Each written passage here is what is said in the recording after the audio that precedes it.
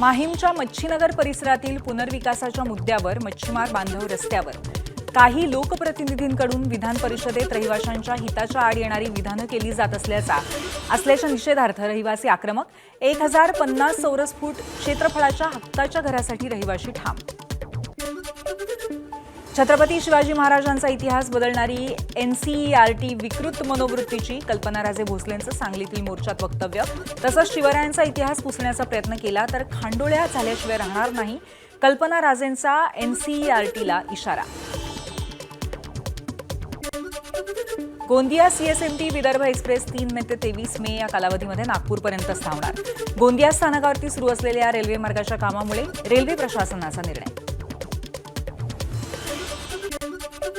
इराणच्या मुंबईतल्या दूतावासाकडनं एक्स पोस्टद्वारे महाराष्ट्र दिनाच्या शुभेच्छा, माणुसकीची उबस महाराष्ट्राची खरी ओळख, इराणी दूतावासाचा एक्स पोस्टमध्ये उल्लेख।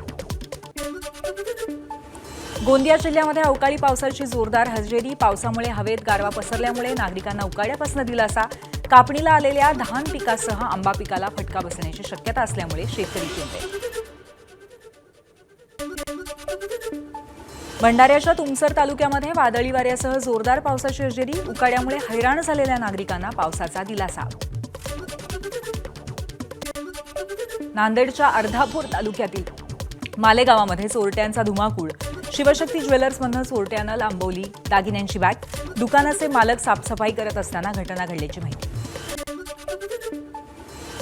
वर्ध्याच्या जिल्हाधिकारी कार्यालयातील बायोस्कोप धूळ खात पडून लोकांना महाराष्ट्राची संस्कृती दिसावी यासाठी लाखो रुपयांचा खर्च करून बसवलेला बायोस्कोप बंद, 3 वर्षात एकही डॉक्युमेंटरी दाखवली नसल्याचा नागरिकांचा आरोप।